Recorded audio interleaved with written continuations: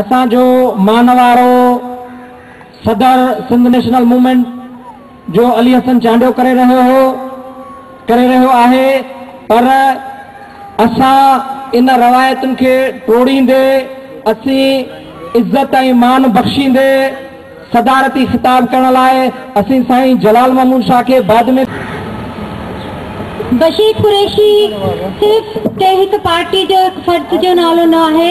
बशीर कुरैशी अज सिंध हर माण्हू जी दिलनि में धड़के थो, हू सिंध हर माण्हू जे दिल में आहे ऐं उन दिल जेका बशीर कुरैशी सां प्यार करे थी उहा सॼी सिंध में आहे ऐं सॼी सिंध बशीर कुरैशी आहे। भड़क वरी भंभट करे कई साल सुतो रहे, भड़क वरी भंभट करे कई साल सुतो रहे, कर दिलन जी धड़कते दिल में कर वाजट, शोला वाव में चुनगू पट, शोला वाव में चुनगू पट, ही ढाटी निकरंदा ढट जरकी इन जान में। असां हिते सदारती तकरीर जे लाइ SUP जे सरबराह साईं जीन शेख जे पोटे असांजे मानाइत मेहमान साईं जीन शेख जे पोटे असांजे मानाइत मेहमान सैयद जलाल महमूद शाह खे गुज़ारिश कंदासीं त हू अचण में पंहिंजे ख़्यालनि जो इज़हार कनि। साईं जलाल महमूद शाह।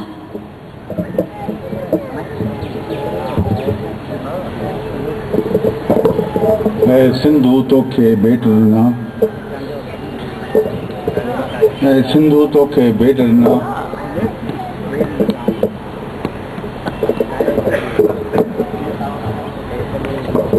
कंहिं माक फुड़ा कंहिं लुड़क फुड़ा, जंहिं तोखे पंहिंजो रत ॾिनो से सभ खां पाण मिला। जनाब अली हसन चांडियो साहब, स्टेज ते वेठल मौजूद अॻवान, मुंहिंजी भेनरूं भाइरो, अस्सलाम वालेकुम।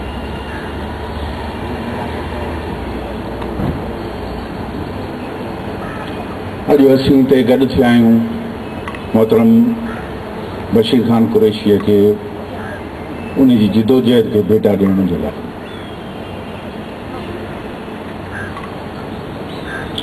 इंसान मजमूई तौर ते ख़ूबियुनि ऐं ख़ामियुनि जो मरकब थींदो आहे। को बि इंसान मुकमिल ख़ूबियुनि सां भरियल कोन हूंदो आहे, न को ख़ामियुनि सां भरियल, पर कॾहिं कॾहिं इंसान जूं ख़ूबियूं, चंद ख़ूबियूं हुनजे तमामु ख़ामियुनि जे मथां बि हावी थी वेंदियूं आहिनि। उहे चंद ख़ामियूं सिंध जे कल्चर जो हिकिड़ो हिसो आहे। जीअं सिंध में केतिरो बि माण्हू हुनजो छा बि हुनजूं कमज़ोरियूं हुजनि, पर जे अगरि उहो महिमान नवाज़ आहे त 100 ख़ामियूं हुनजूं इंसान जूं ढकिजी वञनि। अहिड़ी तरीक़े सां बशीर ख़ान जी जेका ख़ूबी, जेका घणियुनि ॻाल्हियुनि हुननि खे ढके वेंदी, उहा हुनजी न्याज़ निवड़त हुई। बावजूद त हिकिड़ी वॾी आज़ाद पसंद जमायत जो हिकिड़ो वॾो लीडर हो, पर हुनजी न्याज़ निवड़त चाहे पंहिंजे वर्कर सां हुजे, चाहे ॿियनि सियासी जमायतुनि जे लीडरनि सां हुजे, ॿियनि जमायतुनि जे वर्करनि सां हुजे, या तमामु क़ौमी कारकुननि सां हुजे, सहाफ़ियुनि सां हुजे, इहा हुनखे ॻाल्हि हुनखे उतम कंदी हुई ॿियनि सियासी लीडरनि खां। इहा ई ॻाल्हि हुई जेका हुनजे केतिरनि ॻाल्हियुनि खां मथां ई हुई।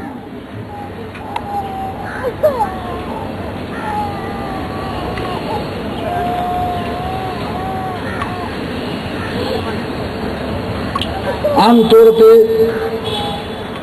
हू पंहिंजो पाण खे फ़िक्रे GM सैद जो सिपाही सॾाईंदो हो। आऊं साईं GM सैद जी फ़िक्र जो सिपाही आहियां, इहा हू पंहिंजो पाण लफ़्ज़नि में पाण खे चवंदो।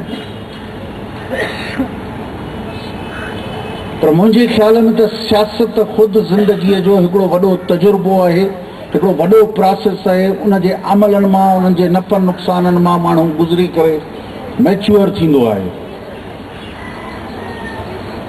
ख़ुदि बशीर ख़ान जूं जेके मैच्योरिटीअ जूं हींअर रीसेंट पास्ट में जेके दोस्तनि खे ख़बर हूंदी त 2 सालनि खां वठी बशीर ख़ान जी सियासी शयुनि में इहो वाधारो थियो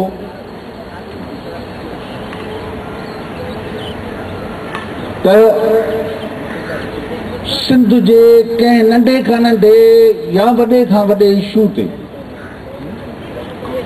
गॾिजी मुश्तरका जिदोजहद कजे, चाहे 2 या 3 ॼणनि ते जमायत मुश्तमिल हुजे, उहा बि बराबरि में तव्हां सां वेठी हुजे, या तव्हां हज़ारनि लखनि जा तव्हां लीडर हुजो, त बि हुनखे गॾु विहारे हुनखे गॾु खणी हलण जी इहा सलाहियत रहे।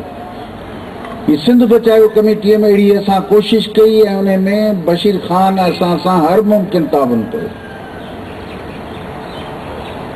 ऐं हुन सां गॾोगॾु केतिरियूं जमायतुनि जे तरफ़ां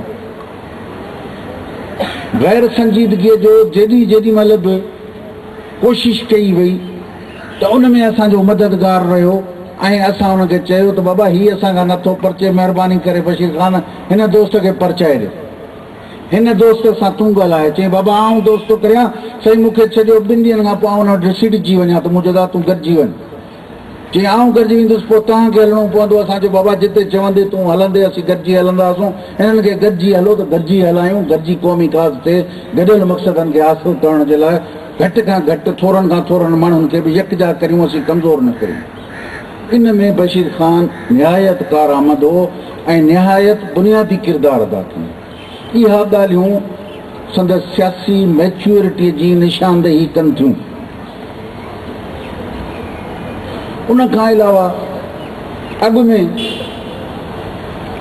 आज़ाद सिंध जी ॻाल्हि, सिंधु देश जी ॻाल्हि, जीए सिंध जूं जे नाले सां सभु जमायतूं कनि थियूं,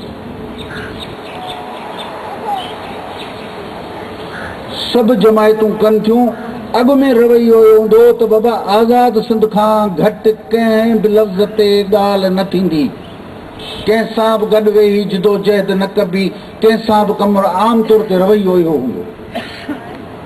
हिन भेरे ईअं कोन हो।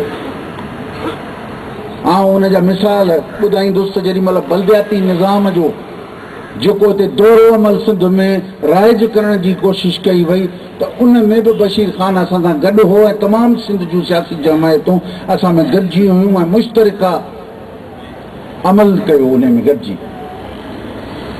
उन सां गॾोगॾु जेॾी महिल आदमशुमारीअ खे आर्टिफिशियली हिते मैन्युपुलेट कयो पियो हो, ख़ुसूसन कराची ऐं हैदराबाद जे अंदरि, त उन में जेका असां जिदोजहद या तहरीक हलाई, हालांकि इहो हिकिड़ो नंढो नुक़्तो हो, पर उन नुक़्ते ते बि हुन ज़रूरी सम्झो त इन हिकिड़े नुक़्ते ते बि गॾियल जिदोजहद हलाइजी ऐं मूंखे ख़ुदि कन्विंस कयईं त बाबा हलो त सॼी सिंध में दौरा करियूं, सॼी सिंध जे माण्हुनि खे कन्विंस कयूं ऐं अधु सिंध तक़रीबन असां कवर करे विया हुआसीं। इन जे दौरान काफ़ी शयूं असांजूं अचीवमेंट्स बि थी वियूं।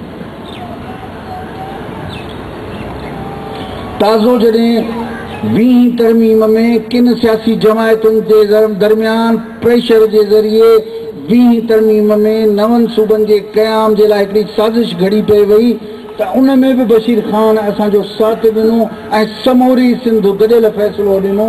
इहा बि ज़ाहिर थी वई त गॾियल राय ते बशीर ख़ान असां सां गॾु हो।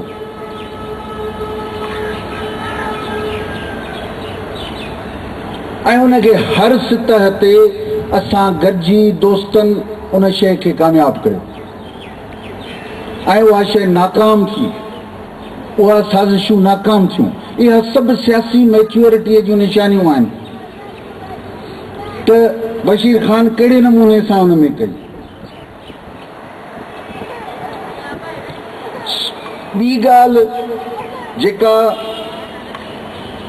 ताज़ी 2 टे वाक़िया थिया आहिनि, हिकिड़ो त 23 मार्च जी ॻाल्हि हुई त 23 मार्च ते बशीर ख़ान वध में वधि सिंध जे माण्हुनि खे गॾे करे शो करायो त सिंध में हिकिड़ो हल्को इहो बि फ़िक्र रखे थो त जे तव्हां असांजे क़ौमी हक़नि खे ईअं ई तव्हां यरगुमाल बनाए वेठंदा, सिंध आज़ादी बि घुरे थी। इहो हिकिड़ो फ़िक्र हो जंहिंजी अॻुवाणी बशीर ख़ान कुरैशी करे रहियो आहे। उन साबित कयो यकीनन इहो ई सबबु बणिजी सघे थो संदसि हयाती जे न हुजण जो। पर ॿी जेका ॻाल्हि तमामु पॉज़िटिव हुई, ॻाल्हि इहा 23 मार्च ते बि हुई ऐं उन खां अॻु में बि हुई, उन खां पोइ बि हुई।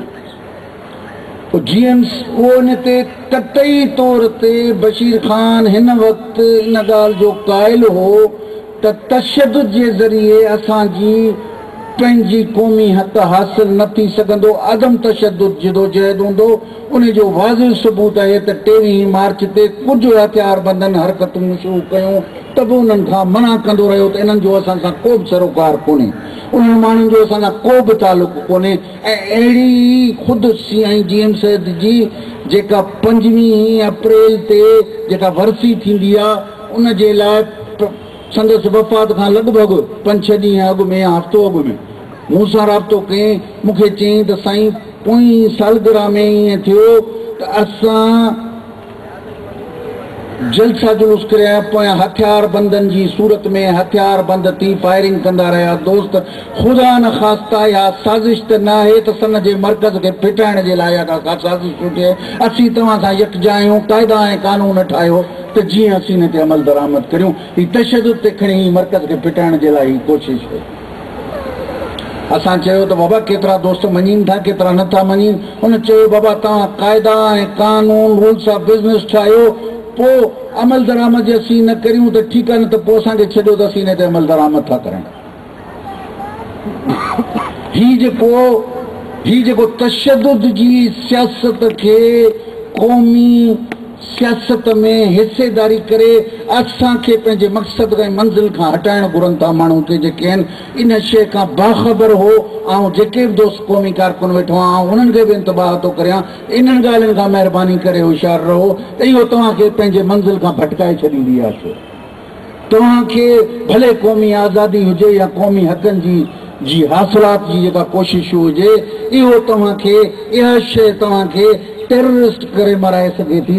इहो तव्हांजे क़ौमी जदोजहद खे केॾांहुं धिके ॾींदी कंहिं नुक़सानदा अमल में इन खां पासो कयो वञे। ऐं इहा बि बशीर ख़ान जे आख़िरी ख़्वाहिशुनि मां, छो त आख़िरी जेके मूं सां ॻाल्हियूं ॿोलियूं हुयूं उहे इहे थियूं हुयूं त साईं इन जे लाइ मूं पंहिंजो भाउ डॉक्टर ज़िया शाह उनखे मूं चयो त बाबा मीटिंग सघाए ऐं कोड ऑफ कंडक्ट सभिनी जमायतुनि जे लीडरनि खे घुरायो, को ठाहियो त जीअं अहिड़ी शइ हरकत न थिए। ख़ुदा न ख़ास्ता को एक्सीडेंट थी पए, ख़ुदा न ख़ास्ता को इतफाक़ थी पए त इन मां नुक़सानदा थी वियो अमल। त उहे असां सभु उहे शयूं पिया ॻाल्हि करियूं जेके अमली ॻाल्हियूं। बशीर ख़ान सां सभु सियासी जमायतूं या ही जेके वेठियूं आहिनि सभु बशीर ख़ान सां गॾु जमायतूं कोन आहिनि। केतिरनि जो सियासी फ़िक्र जुदा बि हूंदो, पर सिंध जो क़ौमी फ़िक्र त असीं हिकिड़ी क़ौम आहियूं जेको साईं जीएम्स जो नज़रियो आहे, इन ते सभु मुतफ़िक़ आहियूं। इन ॻाल्हि ते असीं मुतफ़िक़ आहियूं। क़ौमी हक़नि जी हासिलात कीअं थींदी, कहिड़े नमूने सां थींदी, उहो हिकिड़ो अलॻि सुवाल आहे। हर जमहूरियत, हर पार्टी हुनखे पंहिंजे पंहिंजे तरीक़े सां हासिल करणु घुरे थी। जे अगरि असांखे उन नज़रिए ते बि फ़िक्र न ते इख़्तिलाफ़ न आहे, बशीर ख़ान जे लीडरशिप ते बि असांखे इख़्तिलाफ़ न आहे, पोइ त असां सभु हिकिड़ी जमायत हुअणु घुरिजूं। ईअं हक़ीक़त न आहे। जे अगरि आहे त पोइ त घटि में घटि सभु गॾु थियनि। ईअं न आहे। उन जे करे असीं सम्झूं था इहा बि काफ़ी आहे त सिंध जे नंढड़े खां नंढड़े हिकु नुक़्ते ते बि माण्हू गॾियल जदोजहद करे कोशिशि करे थी सघे थो त उन मां सिंध जी घणी भलाईअ जी ॻाल्हि थिए। ऐं सम्झां थो त गुज़िश्ता 1-2 सालनि जे अंदरि असां जेके जेके नंढियूं नंढियूं अचीवमेंट्स कयूं आहिनि गॾियल कोशिशुनि सां, उन असांखे घणो कामयाबु कयो आहे, उन असांखे घणो पुरुमीद कयो आहे। उन में बशीर ख़ान जो मुख्य किरदारु हो। जे अगरि उन जी जमायत ऐं उन्हनि जा सिंध जा कॉम्प्रस ॿियूं जेके सियासी जमायतूं आहिनि इन ॻाल्हि खे दुरुस्त सम्झनि थियूं त उन्हनि मुतफ़िक़ नुक़्तनि ते वेही का गॾियल जदोजहद का गॾियल कोशिशि करे सघिजे थी। उन जे लाइ को लाभ वारियूं के शयूं हासिल करे सघजनि थियूं।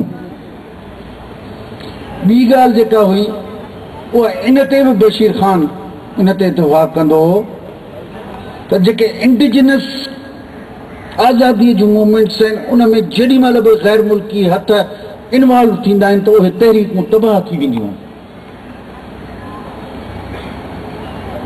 आऊं सभु शयूं खोले कोन थो ॿुधायां, पर एतिरो रुॻो चवां त जेके हक़ीक़त मक़ामी आज़ादीअ जूं जेके बि जदोजहद हुजनि कश्मीर खां वठी जेसीं ताईं बि जेके आज़ादीअ जूं तहरीकूं आहिनि, अगरि उन में धारियूं हथु पवंदो त उहे धारियूं हिकु यरगुमाल थी वेंदियूं, ज़ियान थी वेंदियूं हलियूं। इन खां बिल्कुलु चङी तरह सां बशीर ख़ान बाख़बर हो ऐं इन खां चयईं त असां पासो करियूं था, असां पंहिंजे पार्टीअ में इन ते इहा बि करियूं था। ऐं संदसि निहायत शुक्रगुज़ार आहियां बशीर ख़ान। आख़िरी जेका GMS काउंसिल हुई असांजो उन असांखे कोन ॿुधायो, पर असांखे कुझु ॿियनि दोस्तनि जे हवाले ख़बर जंहिंमें उन्हनि खे जमायत जे अंदरि किथां इहा पुछादा शुरू थी वई त तूं GMC फैमिलीअ सां एतिरो वेझो छो थो थी, जेको आहे सो जेके इन जी ज़रूरत न आहे। त हुन चयो त बाबा आऊं उन्हनि खां परे कोन वेंदुसि, जे तव्हांखे मूंखे पार्टी खां जमायत मां कढी थी छॾे त कढी छॾे, ऐं उन्हनि सां गॾु वेंदुसि। ऐं हुनजो निहायत शुक्रगुज़ार आहियां। इहा हुननि जो एतमाद आहे,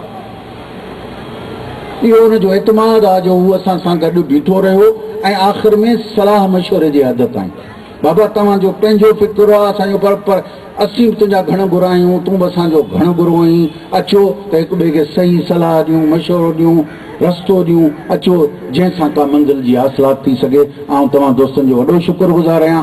ऐं सम्झां थो त बेस्ट ट्रिब्यूट आहे बशीर ख़ान खे ॾियण जो, त जीअं हू सिंध जे नंढे खां नंढे क़ौमी मसइले ते कंहिं हिकिड़े नुक़्ते ते बि गॾिजी कोशिशि करण जे लाइ तयारु हो, तीअं बाक़ी बि असीं गॾिजी हिकु जाइ ते वेहण जे लाइ तयारु थी वियूं। महिरबानी। अस्सलामु अलैकुम।